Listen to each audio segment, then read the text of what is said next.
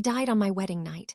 Not the death you imagine, slow, romantic, wrapped in silk sheets with my lover's name on my lips.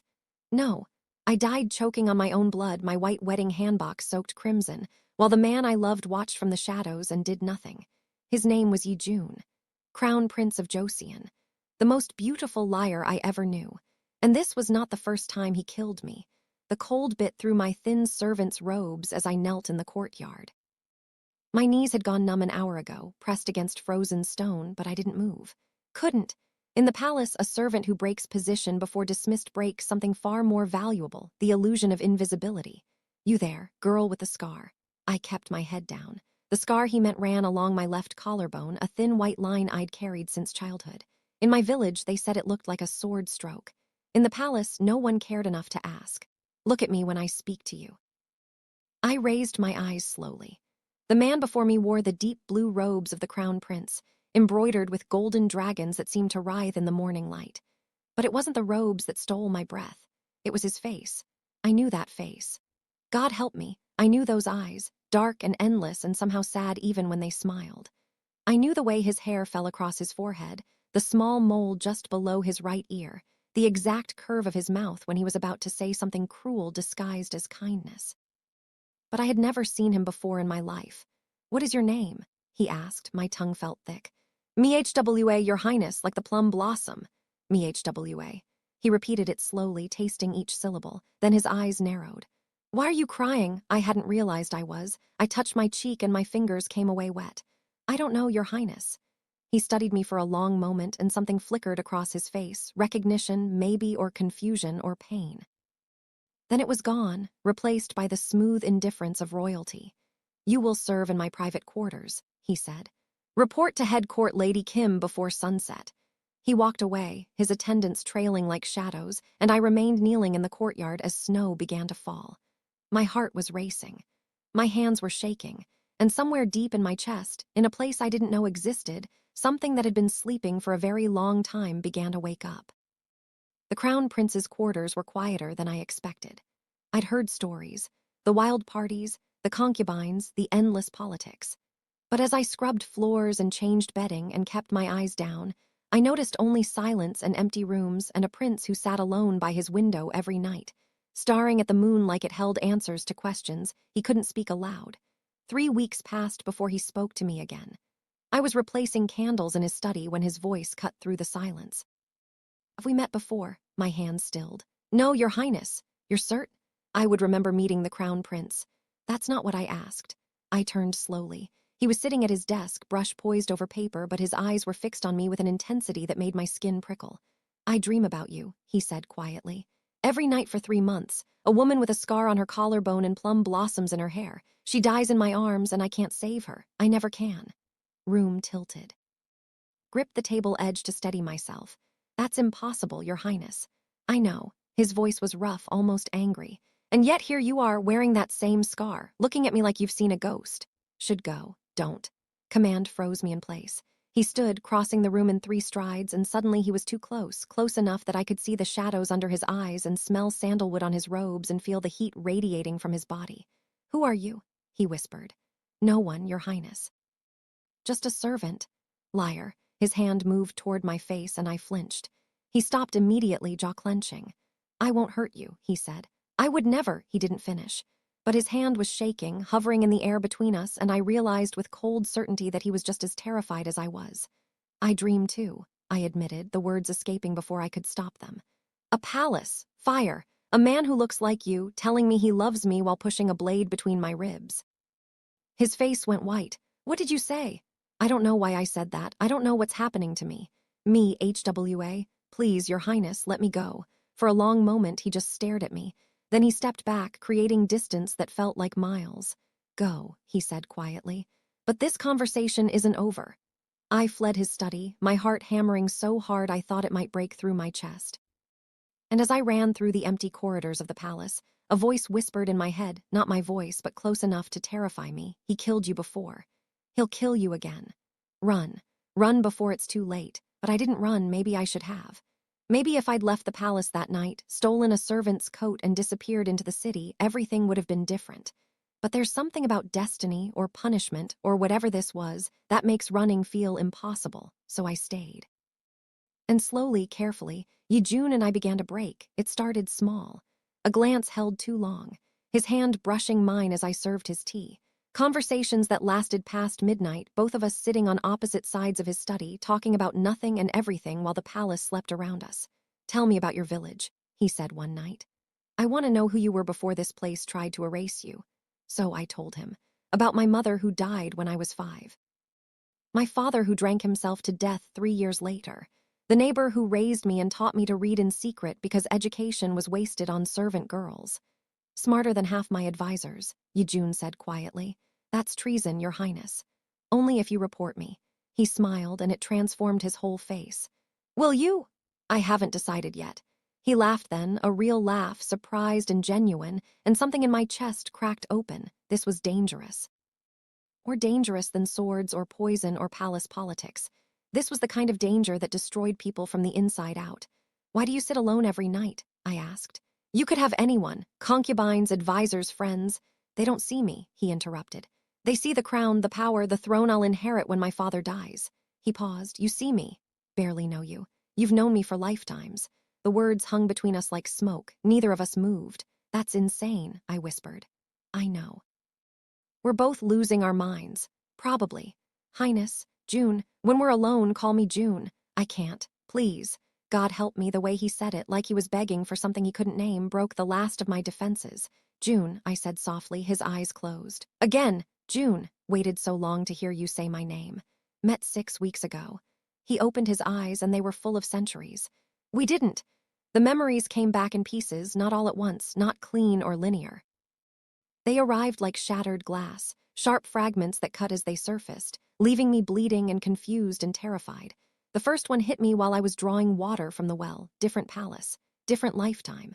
I'm wearing red silk and gold ornaments, my hair piled high in the style of a royal concubine. A man approaches, same face, different name, and he's smiling, but there's poison in his eyes. "Did you really think you could betray me?" he asks. "I never." "Liar." Blade enters my stomach so smoothly I barely feel it. Just cold, spreading through my body like winter water.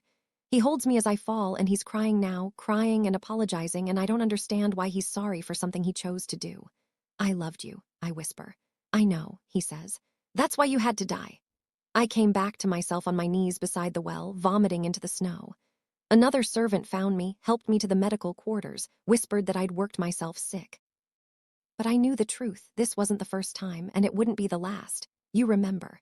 June's voice was flat when I told him. We were in his study again, deep in the night, and the candles were burning low. "One lifetime so far, maybe more. It's fragmented." "Remember all of them." He poured wine with shaking hands. 12 lifetimes, me HWA. 12 times we've found each other. 12 times you've died in my arms. 12. The word came out strangled. Give or take. The early ones are blurry, but the pattern is always the same. We meet, we fall in love. The palace tears us apart. You die, I wake up in a new lifetime, remembering everything, and the cycle begins again. My voice cracked. "Why does this keep happening?" "I don't know." I've spent lifetimes trying to figure it out. Studied every religious text, consulted shamans, even tried to kill myself once to break the pattern. He laughed bitterly. "Didn't work, just made the next lifetime worse." I stood, packing his study like a caged animal. "This is insane. We're both insane." He watched me with exhausted eyes. "Or is the world stranger than we were taught? If what you're saying is true, if we've really done this 12 times before, then why? What did we do to deserve this?" I've asked that question every single lifetime. And no answer, just you, always you, dying over and over while I watch. Pain in his voice made me stop. I turned to face him, and for the first time I saw him clearly, not as a prince, not as a dream, but as a man who'd carried too much for too long. "I won't let it happen again," he said quietly. "Not this time. This time I'll protect you, whatever it takes." "You can't promise that." "Watch me." Stood, crossed to where I was standing, and took my hands in his. His grip was warm, solid, real. "Loved you for 12 lifetimes, me HWA. I'm not losing you again. You don't even know me. I know you better than I know myself." His thumb traced my scar. "I know this happened when you were 7, falling from a tree you'd climbed to steal persimmons. I know you hate the cold but love snow. I know you sing when you think no one is listening. I know." "Stop." Tears were streaming down my face. "Please stop." Why? Because if you're right, if we've really done this before, then we already know how this ends. And I can't watch you watch me die again. Then we change the ending. What if we can't? Then we burn the whole palace down trying. If you're still watching, drop a comment below. Have you ever felt like you've known someone before, like your souls recognized each other? Let me know. And don't forget to like and subscribe. This story is just beginning, and trust me, you won't want to miss what happens next. We had 3 months. 3 perfect, impossible, stolen months where we pretended the past didn't exist and the future could be different. We were careful, always careful. No public affection. No suspicious glances. Just a servant and her prince existing in the same space, pretending that space wasn't slowly becoming everything. But the palace has eyes. The palace never forgets. The first sign of trouble came from Lady Sio, the head court lady who'd shown me nothing but kindness since I arrived. She found me in the laundry quarters, pulled me aside, and spoke in a voice so low I had to lean close to hear. You need to be more careful, MHWA. I don't know what you... Don't insult my intelligence. The crown prince looks at you like you're air and he's drowning. People are starting to notice. My blood went cold. Nothing is happening between us. Though that's true doesn't matter, the perception is enough. And there are those in this palace who would use even the hint of impropriety to destroy him. She gripped my arm. You seem like a good girl, so I'm warning you once. Step back, before you both pay a price you can't afford. She walked away, leaving me frozen in place. That night I tried to keep my distance from June. I served his tea without meeting his eyes, cleaned his study in silence, and when he tried to speak to me, I pretended not to hear. MHWA, I kept scrubbing the floor. MHWA, look at me. I'm busy, Your Highness. What's wrong? Nothing. You're lying. He crouched beside me, forcing me to acknowledge him. What happened? I wanted to tell him, wanted to confess everything, the warning, the fear, the horrible certainty that Lady Sio was right and we were careening toward disaster. But when I opened my mouth, different words came out. Do you ever wonder if we're not meant to break this cycle? If we're being punished for a reason? His face went still. What are you saying? What if we deserved this? What if we did something terrible and all of this is our penance? I don't believe that. You don't know, do you? You said the early lifetimes are blurry. What if that's when it started? What if we committed some unforgivable sin and now we're trapped? Then we pay our debt and move on.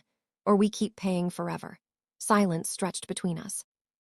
Then June stood, walked to his desk, and pulled out a small wooden box. Inside was a single item, a hairpin, simple and old, made of tarnished silver.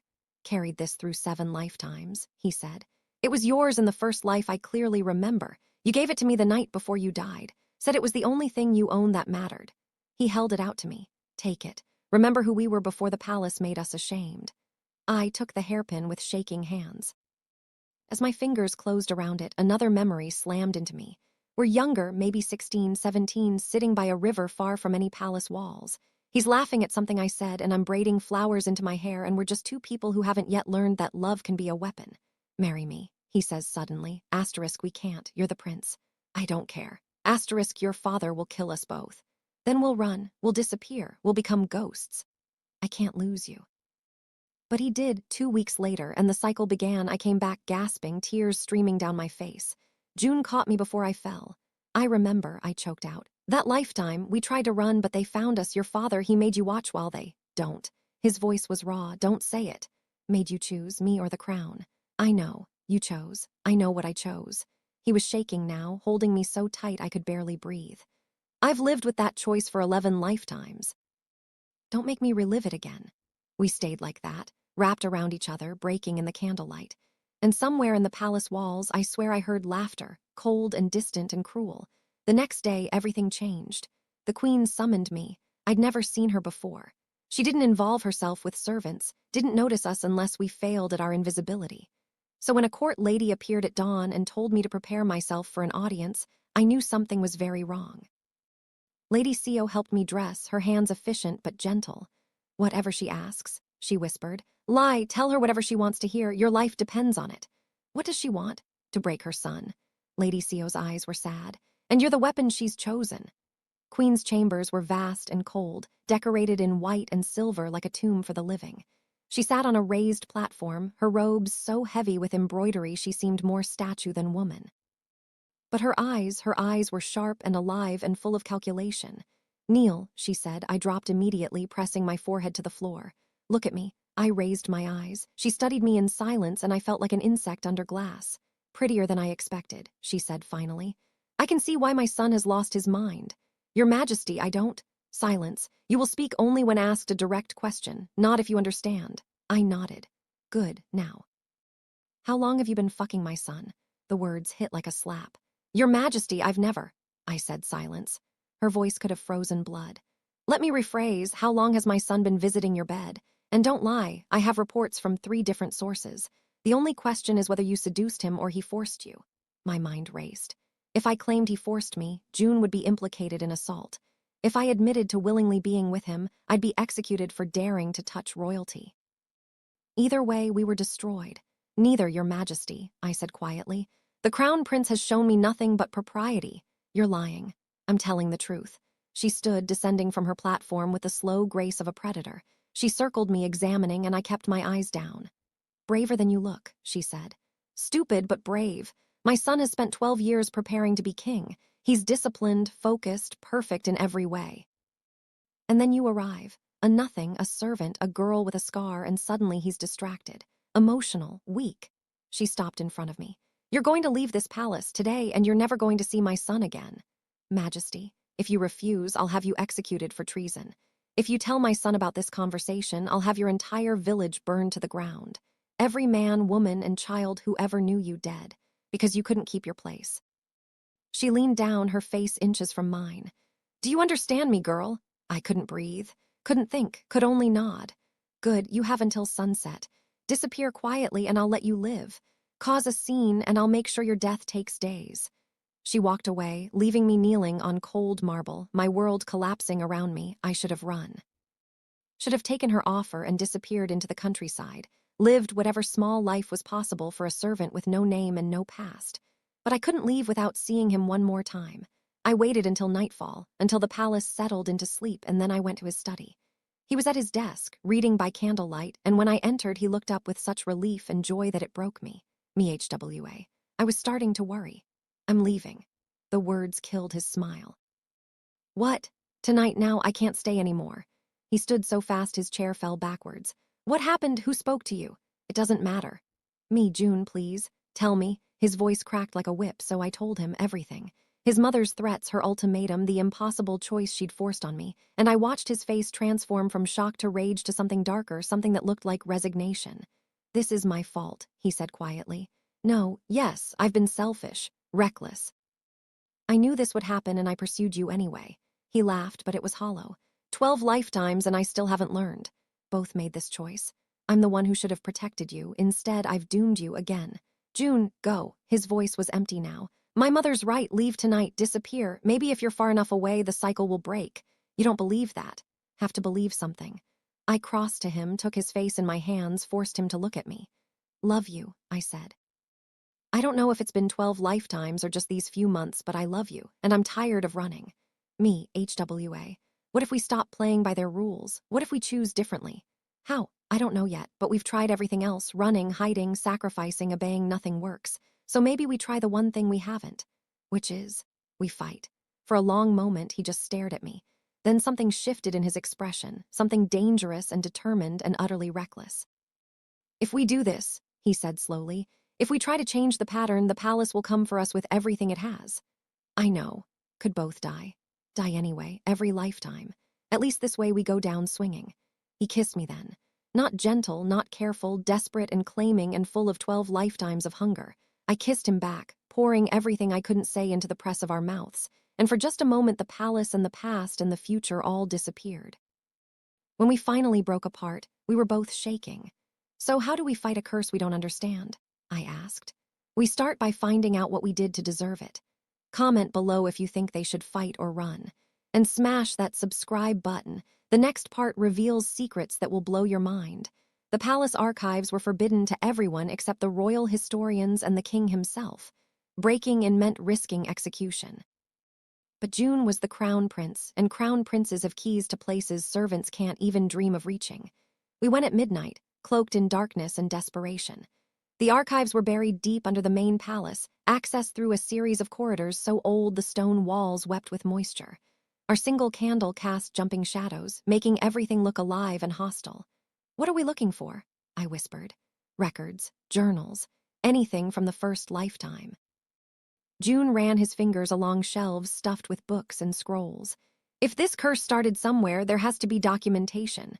Unless it didn't start in the palace. Always starts in the palace, every single lifetime. Different buildings, different dynasties sometimes, but always a palace. Always royal politics. Always, he stopped, pulling out a leather-bound book so old it crumbled at his touch. Always this. He opened it carefully. The pages were yellow and brittle, covered in elegant script I could barely read. But June's face went white as he scanned the contents. What is it?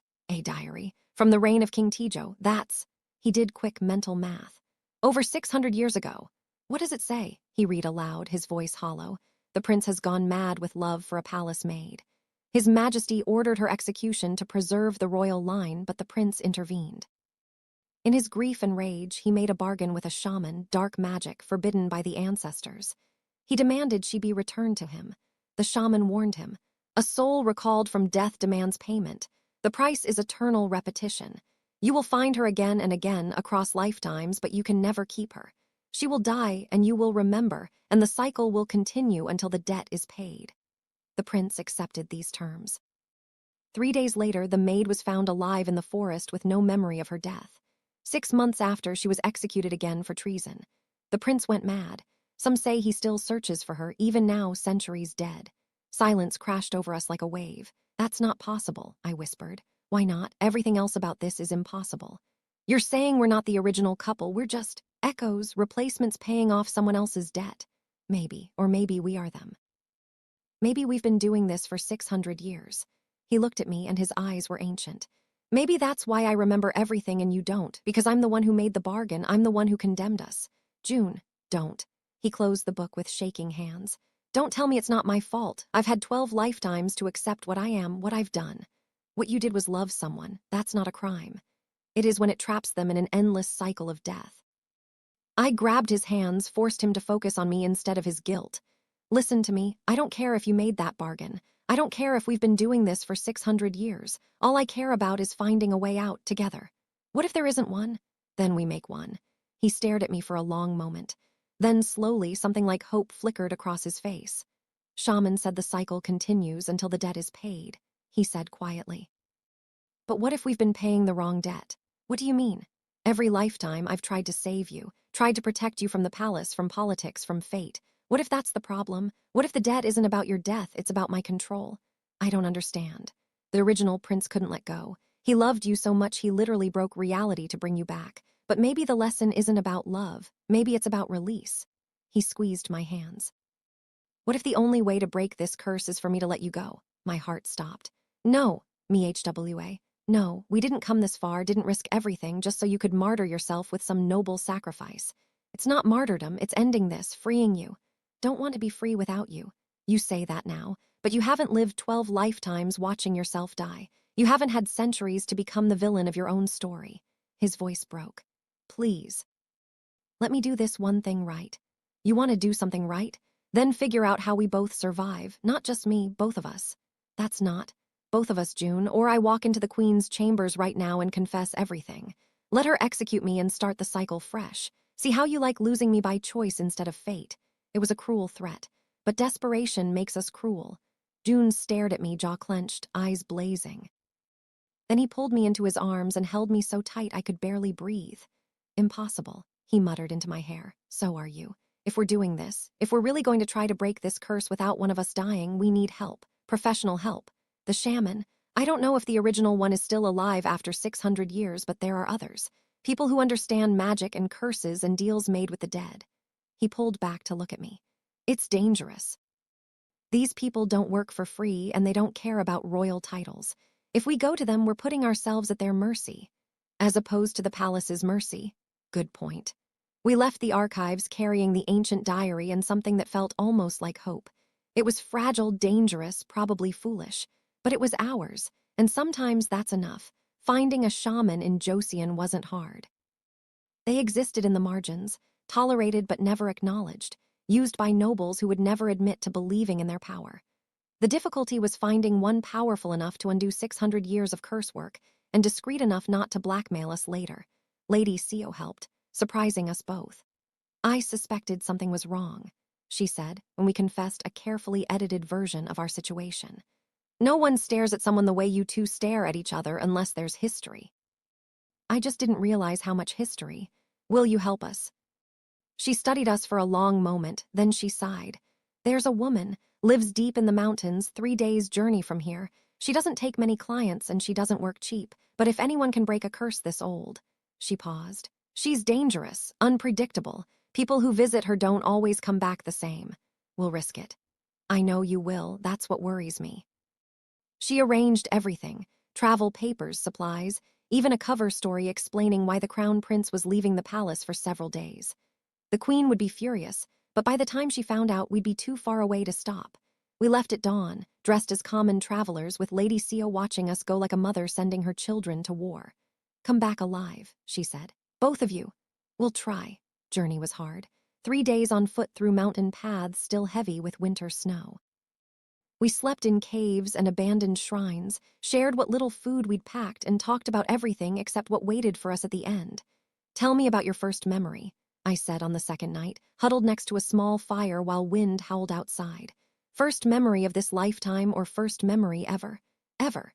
June was quiet for so long I thought he wouldn't answer. Then, 5 years old, maybe 6. I'm in a palace I don't recognize, and a woman who isn't my mother is braiding my hair. She's singing something soft and sad, and I'm crying because I know this is the last time I'll see her. He stared into the fire. I didn't understand then. Didn't know it was a memory from a previous life. I just knew I missed someone I'd never met. That's heartbreaking. You get used to it. After a few lifetimes, the pain becomes background noise. He glanced at me. What about you?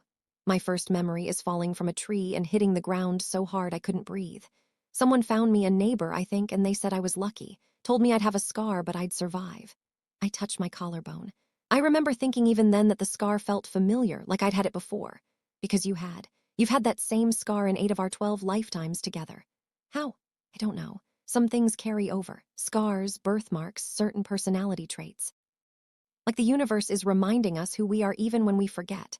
We sat in silence, listening to the fire crackle and the wind scream. Are you scared? I asked finally, terrified. Me too. Good. Fear means we still have something to lose. Shaman lived in a house that seemed to grow out of the mountain itself, all twisted wood and smoke-stained stone, surrounded by talismans that clinked like bones in the wind. She met us at the door before we could knock. I was wondering when you'd arrive, she said. She was old, impossibly old, with skin like paper and eyes that had seen too much. But her voice was strong, almost young, and when she looked at us, I felt stripped down to my soul.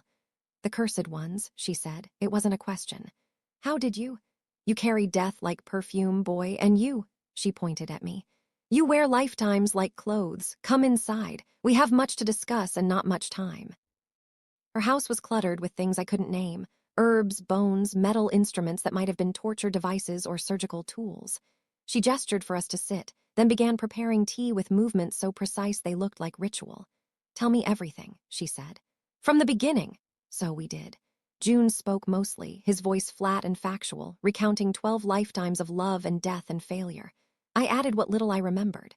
The shaman listened without interrupting, her face unreadable. When we finished, she was quiet for a long time. Made a mess of things, she said finally. Can you help us? Help you break a curse woven by one of the most powerful shamans in history, a curse that's been feeding on your pain for 600 years. She sipped her tea slowly. Maybe, but you won't like the price. June said immediately. I haven't decided yet. She stood, circling us like we were specimens. The original bargain was clear. A soul recalled from death demands eternal payment. But curses evolve, they grow hungry, they develop, consciousness almost. This one has been feeding on your suffering for centuries. Breaking it won't just require power, it will require sacrifice. What kind of sacrifice? I asked. Kind that breaks you. Her eyes locked on mine. Tell me, girl, why do you think you're the one who dies each lifetime while he remembers? Why do you think the curse structured itself this way? I don't know. Think. What would hurt more, dying or watching someone you love die over and over while being powerless to stop it? The words hit like physical blows. June made a sound low in his throat. Saying the curse is designed to torture him specifically, I said slowly. Of course. He's the one who made the bargain. He's the one who refused to accept death's natural order. So he gets punished with memory while you get the mercy of forgetting. Until now. She turned to June. You've doomed this girl to share your burden. The moment she started remembering, the curse changed. It adapted. What are you saying? June's voice was hoarse. I'm saying if you break this curse, she won't forget anymore. Every lifetime going forward, assuming there are more lifetimes, she'll remember everything. Every death, every betrayal, every loss. She'll carry the weight you've carried. Is that what you want for her? Silence crashed over the room. There has to be another way, I said. There isn't. The curse requires balance. If you want to break the cycle, someone must pay. Either you, boy, stop remembering and finally die for real, or she starts remembering and lives with the consequences. Or, she paused, you both die here now. I can make it painless, and the curse ends with you. No more lifetimes, no more suffering, just peace. I said immediately. Think carefully, child. 600 years of this. Are you truly prepared to risk 600 more? I don't care if it's 6,000. I'm not giving up. Shaman smiled, and it wasn't kind. Stubborn, just like all the other versions of you. She turned to June. And you, what do you choose? Let her shoulder your burden or end it all? June looked at me, and I saw everything in his eyes, love and guilt and exhaustion and desperate hope. What do you want? He asked quietly. Truth, me HWA, what do you want? I thought about Lady Sio's warning, the Queen's threats, the palace we'd left behind, the diary in the archives. 600 years of the same story playing out in endless variation, and I realized something. I want to know what happens next, I said. Not the next lifetime, not the next cycle, just next, tomorrow, the day after. I want to wake up beside you and not wonder if today's the day I die. I want boring, normal, human. I reached for his hand. Even if it means remembering pain, I want the chance to also remember joy, real joy, not stolen moments between tragedies. That's a lot to ask from a curse, the shaman said dryly. Then tell us how to break it. She studied us both for a long moment, then she sighed. There is one way, dangerous, possibly fatal, almost certainly traumatic, but it might work. Us. Curse feeds on the original pattern, palace walls, royal politics, forbidden love, tragic death. It's sustained by repetition, so you break it by refusing to repeat. She began pulling items from shelves, candles, a knife, a bowl of something dark and viscous. You must recreate the original bargain's emotional weight but invert its outcome. The first prince tried to control death through magic. You must surrender control willingly. June asked. One of you must die, here, now, by the other's hand. But, and this is crucial, the one doing the killing must do it out of love, not obligation, not sacrifice, pure love.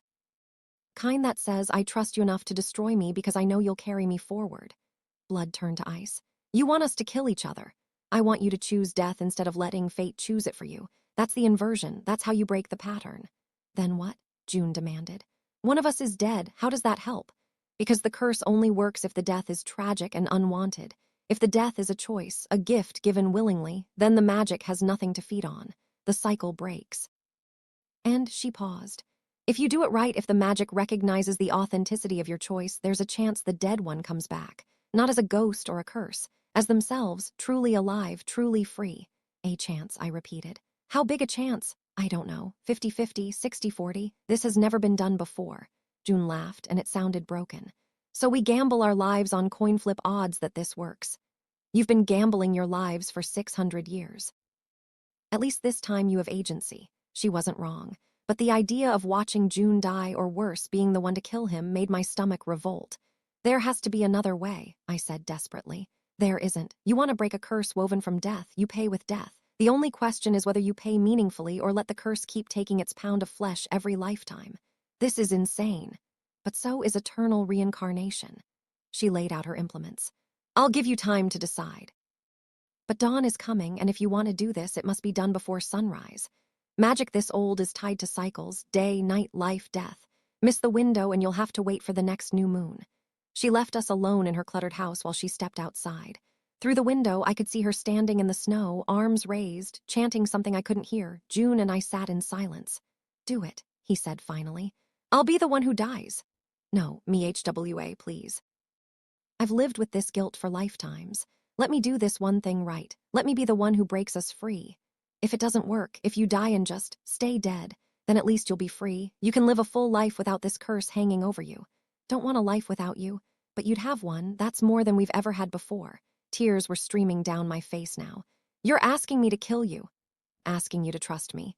The shaman said it has to be an act of love. That the death has to be a gift. Me HWA. He cupped my face in his hands. Letting me go would be the greatest act of love you've ever given me, because I know how much it would cost you. June, let me do this. Please, let me save you for once instead of watching you die. I wanted to argue. Wanted to find another option, another solution, some magical third choice that meant neither of us had to die. But I could see it in his eyes, the exhaustion, the guilt, the desperate need to finally make his bargain mean something. What if I can't? I whispered. What if I'm not strong enough? You're the strongest person I've ever known. Across 12 lifetimes, you've never once given up on me, even when you should have. That's different. No, it's not. He kissed my forehead, my cheeks, my lips. I love you. I've loved you for 600 years. And if this is how our story ends, then I'm grateful for every single painful, beautiful, impossible moment. Shaman returned at dawn. Have you decided? I looked at June. He looked at me. And in that moment, we both knew what had to happen. Yes, I said, we have. Ritual was simple in theory, devastating in practice. The shaman drew a circle in the dirt floor using ash and salt.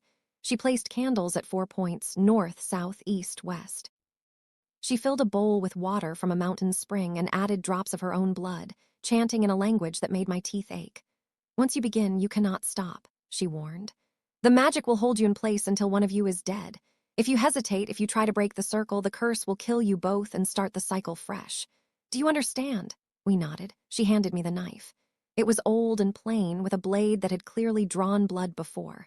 Make it quick, she said. Aim for the heart, and speak while you do it, tell him why. Make the magic understand this is love, not murder. My hands were shaking so hard I could barely hold the weapon. June knelt in the center of the circle. He was calm, calmer than I'd ever seen him, like he'd been waiting for this moment across lifetimes. It's okay, he said softly. I'm ready. I'm not. You never will be, that's what makes it real. If you're crying right now, leave a comment. Let me know. And if you're not subscribed yet, do it now. You need to see how this ends. I stepped into the circle. The moment I crossed the boundary, I felt it, magic snapping into place like chains. We were locked in now, no escape. No mercy, I knelt in front of June, the knife hanging uselessly in my grip. I can't do this, I whispered. Yes, you can. What if it doesn't work? What if I kill you and you're just gone? Then you live, you find happiness. You grow old and die naturally, and maybe in the next lifetime we'll try again. He smiled, and it was heartbreaking. Or maybe you'll finally be free to love someone who isn't cursed. I don't want anyone else. I know, but you deserve the choice. Candles flared brighter. The shaman's chanting grew louder. I could feel the magic pressing down on us, hungry and ancient and demanding payment. Tell me a story, I said desperately.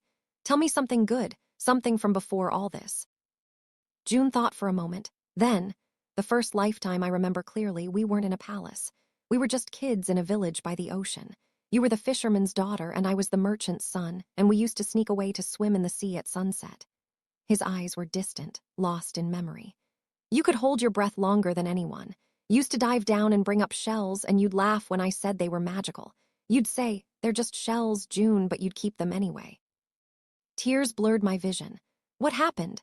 Pirates raided the village, took you and a dozen others. I spent 3 months tracking them down, and when I finally found you, his voice broke. You were already gone. They'd worked you to death, but you were still clutching one of those shells, like you were waiting for me to find you. June, I've carried that shell through 3 lifetimes, lost it in the 4th, spent the 5th searching for it instead of you, and you died alone because I was too busy chasing ghosts. He met my eyes. I've made so many mistakes, MHWA. Let me get this one thing right. Magic pressed harder. My hand moved without permission, raising the knife. The shaman's voice rose to a crescendo. Love you, I said, and my voice was steady now, clear. I love you and I release you. I free you from guilt, from memory, from 600 years of suffering. If this is the price, I pay it willingly, because you deserve peace, you deserve rest. MHWA. I'll carry you forward. Every lifetime. Every version of me will remember this moment and know that you loved me enough to let go. That's the gift, not the death, the trust. Knife found its mark, slid between his ribs with almost no resistance. June gasped, not in pain, but in surprise. His blood was hot on my hands, pulsing with his heartbeat, and I held him as he fell forward against me. Got you, I whispered. I've got you, you're not alone. Thank you, he breathed. Finally, thank you. His eyes closed. His heart stuttered, stopped. And in the moment of his death, the entire world exploded with light. I don't know how to describe what happened next. Language isn't built for magic this old, this vast, this utterly alien. The circle erupted. The candles became pillars of flame. The shaman's chanting turned into a scream that might have been joy or terror or both. And through it all, I held June's body and felt the curse unraveling like thread pulled from a tapestry. I saw everything, every lifetime. All at once. Not just mine and June's, all of them. Every person who'd ever been caught in the curse's echo. The original prince and his maid. The dozens of couples who came after, living and dying and living again, each one adding their pain to the collective weight. And I understood. The curse wasn't punishment. It was love gone wrong. The original prince hadn't been evil. He'd been desperate. And his desperate love had metastasized into something monstrous, trapping souls across centuries because no one had ever thought to simply stop, to choose ending over eternal repetition, to let go. The light faded. The flames died. The shaman collapsed, gasping, and I knelt in the center of the circle, covered in blood, holding June's corpse. For a long moment, nothing happened. Then he opened his eyes. It worked. His voice was rough, confused. Am I dead? I couldn't speak. Could only stare as color returned to his face, as breath filled his lungs, as his heart started beating again under my hands. Alive, I finally managed. You're alive, you're alive, you're... He sat up slowly, looking down at his chest where the knife had entered. The wound was gone, not healed, gone, like it had never existed. The shaman laughed weakly from where she'd fallen. Well, that's new. Happened, June demanded. You broke it. Shattered 600 years of curse work with a single act of absolute trust. She pulled herself up, leaning heavily on a table. The magic recognized what you did, saw that the death was freely given, the grief was real, the love was pure. Everything the original bargain lacked, so it ended. And because you ended it correctly, because you both chose to honor the cycle instead of fighting it, you got something the original prince never earned. Asked. A real chance. No curse. No forced reincarnation. Just two people who get to live and die on their own terms. If there are more lifetimes, they'll be natural. Human, not magic. June pulled me into his arms, and we stayed like that, blood-stained, traumatized, shaking, while the sun rose outside and painted the snow gold. It's over, he whispered. It's actually over. What do we do now? I have no idea. And for the first time in 600 years, that uncertainty felt like freedom. We returned to the palace 3 days later. The queen was furious, royally, apocalyptically furious. She summoned June the moment we arrived, and I waited outside her chambers, listening to muffled shouting. When he emerged an hour later, he looked exhausted but oddly calm. What happened? I asked. I told her the truth. You what? Not about the curse, about us. I told her I love you and I'm not giving you up, and if she wants to maintain her power, she'll accept it. He smiled slightly. Then I reminded her that I'll be king someday, and kings remember who their allies were. June, it's done, me HWA, I'm done hiding, done sacrificing, done letting fear dictate my choices. He took my hand. I don't know what happens next. Maybe she'll try to have you killed, maybe she'll exile us, maybe she'll surprise us and accept it, but whatever happens, we face it together. Together, I repeated, and the word felt like a promise. Lady Sio found us later that evening. She looked us over, the new confidence in June's posture, the way I no longer flinched in palace corridors, and smiled. So you found what you were looking for. Something like that, June said. Good, because the queen's already started plotting. Nothing overt yet, but she's moving pieces. You'll need to be careful. Will be. You, she turned to me. You'll need a new position. Can't have the crown prince's beloved serving as a low-level maid. It sends the wrong message. What are you suggesting? Personal attendant to the crown prince. It's a real position, comes with quarters near his, and gives you access to court politics. You'll need it if you want to survive what's coming. She was right. The palace was a battlefield, and we just painted targets on our backs. But for the first time, I felt ready. Thank you, I said, for everything. Thank me yet. This is just the beginning. She was right, of course. The next few months were brutal. The queen launched a campaign to discredit me. Rumors, sabotage, social isolation. Other nobles treated me like I was disease. Servants who'd been friendly suddenly pretended not to know me. But I survived. We survived. June used his position to shield me when he could, and when he couldn't, I learned to shield myself. Lady Sio taught me palace politics. I learned which battles to fight and which to walk away from. I learned that survival sometimes looks like surrender, and victory sometimes tastes like poison. And through it all, we had each other.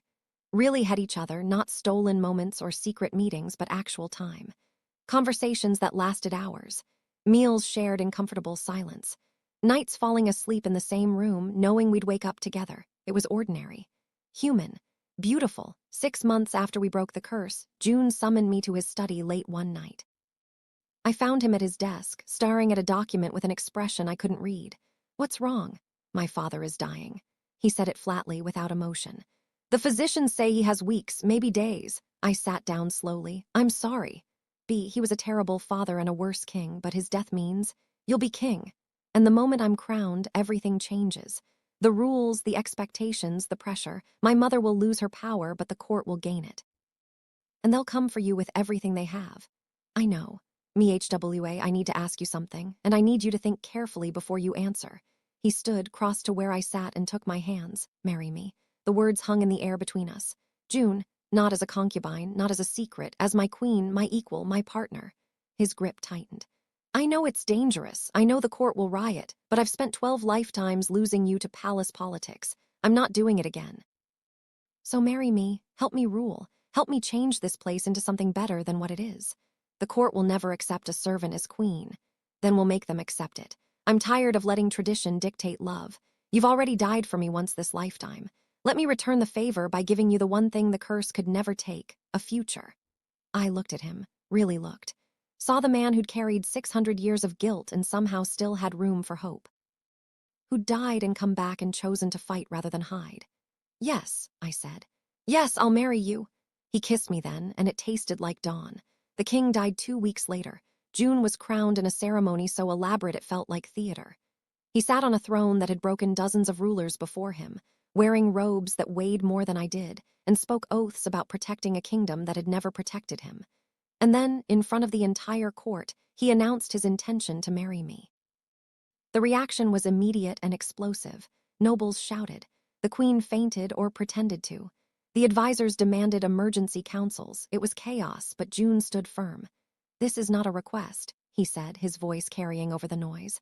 "This is my decision as your king. MHWA will be my queen, and anyone who has a problem with it can address their concerns to the throne. Formally, through proper channels, after bowing." Court had no choice but to accept it. The wedding happened a month later, smaller than tradition demanded but more beautiful than I'd ever imagined. Lady Sio stood with me as I prepared, helping me into robes so fine they felt like wearing clouds.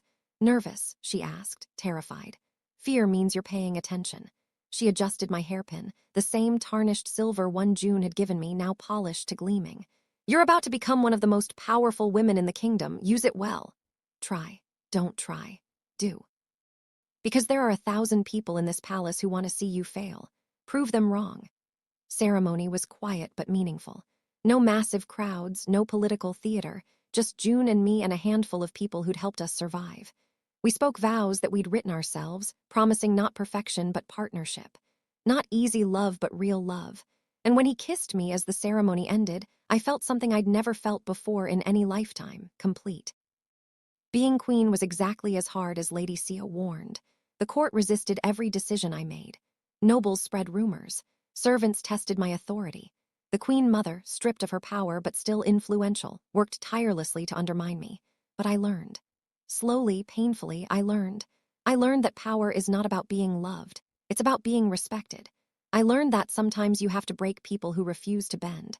I learned that mercy is a weapon and cruelty is sometimes kindness. And I learned that having June beside me made everything bearable.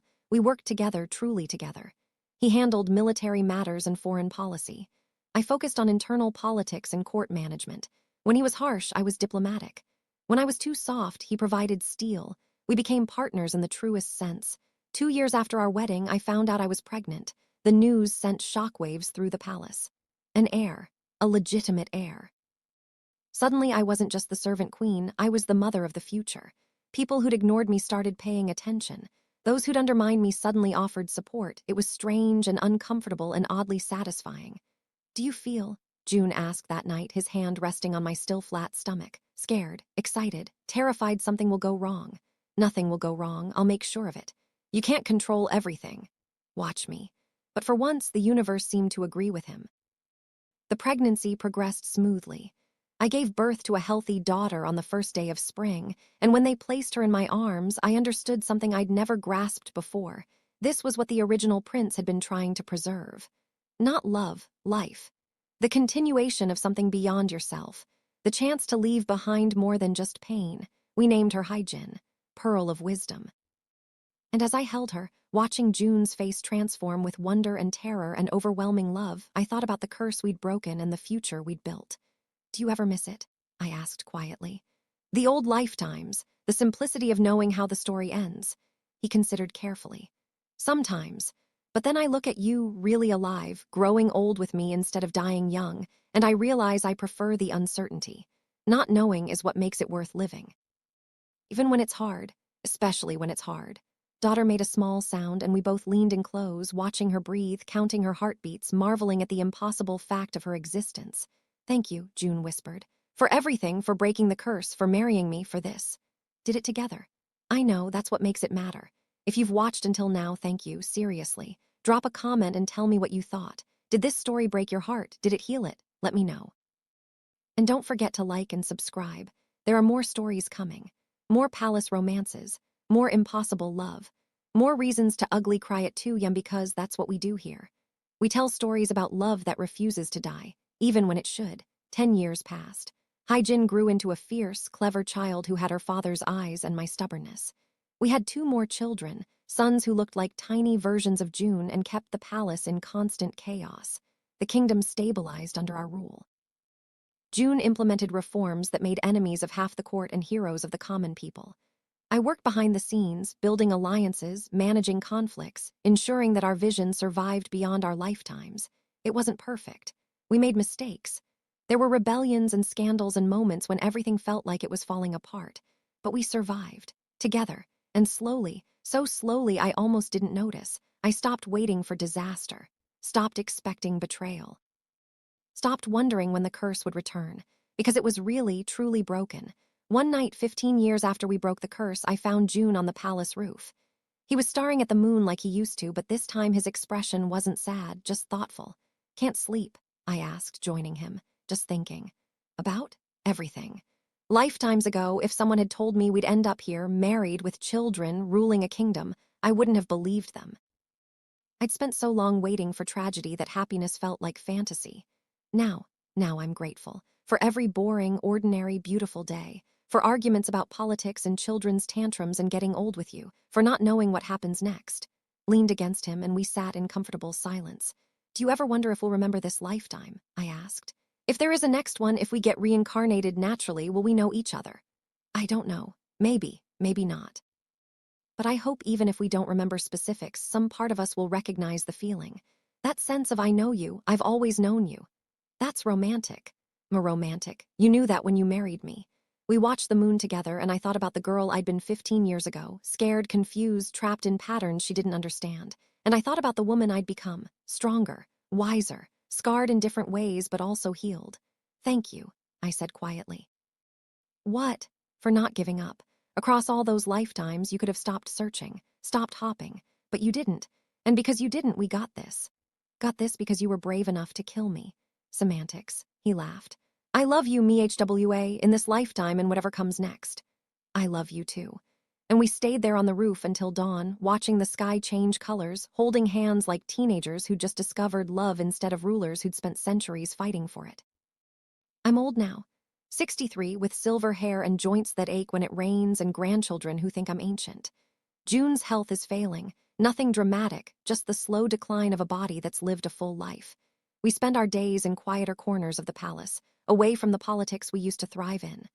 Our children are ruling now, making their own mistakes, building their own legacies, and sometimes, late at night, I'll wake up and find June staring at me. I'll ask. Just checking you're still here, he'll say. Old habits. I'm not going anywhere. I know, but after 12 lifetimes of losing you, I still can't quite believe I get to keep you. We're both dying eventually, you know. But together, naturally, like humans are supposed to, that's the gift. Last night, June's breathing changed. The physicians said it would be soon days, maybe hours. Our children gathered, bringing the grandchildren, and the room filled with family and love and the kind of grief that comes with long, well-lived life. I held his hand as the sun set, and he smiled at me with eyes that had seen too much and somehow still held wonder. Remember what I said, he whispered. About recognizing each other, if there's a next time. There won't be, we broke the curse. If there is, promise you'll look for me. June, promise. I promise. He closed his eyes then, still holding my hand, and his breathing slowed. Stopped. And I felt his heart give one final beat before going still. For a moment, I waited. Waited for the magic to surge, for the curse to return, for time to restart and the cycle to begin again. But nothing happened. Just a man dying peacefully, surrounded by people who loved him, after a long life well lived. The curse was really, truly broken. I lived 5 more years after June died. Long enough to see our daughter become an extraordinary queen. Long enough to hold our great-grandchildren. Long enough to feel complete. And when my time finally came, I went peacefully in my sleep, dreaming of a boy with dark eyes and a small mole below his right ear, telling me he'd been waiting lifetimes to meet me. Whether that was memory or hope, I couldn't say. But as I took my last breath, I felt something like recognition. Like coming home after a very long journey.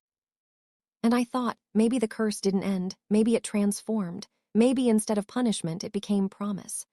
The kind that says, I will find you again, not because I have to, because I choose to. So here's the truth about love and curses and breaking cycles that have lasted centuries. It's not about the magic. It's not about the palace or the politics or the tragedy. It's about choosing someone, every day, across lifetimes if necessary. It's about recognizing that the hardest kind of love is the kind that asks you to let go so you can hold on properly later. It's about trust.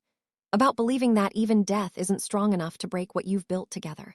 And maybe, just maybe, it's about understanding that some stories don't end. They just transform. They become legends. They get told around fires and whispered between lovers and written into scripts that make people cry at 2 a.m. because that's what humans do. We tell stories. We fall in love. We break curses. And we hope, against all logic, against all evidence, that somewhere, somehow, the people we love are looking for us too. This has been the story of Yi Jun and Mhwa. The cursed prince and the servant girl. The lovers who broke 600 years of magic with a single act of trust. If their story moved you, leave a comment below. Share which moment broke your heart. Tell me if you believe in past lives, in soulmates, in love that transcends death. And please, please subscribe to this channel. Because there are more stories coming. More palace romances, more impossible love. More reasons to believe that even curses can be broken if you're willing to pay the price. Thank you for watching. Thank you for crying with me. Thank you for believing, even for just 2 hours, that love really can change everything. Until next time, until the next lifetime, until we meet again.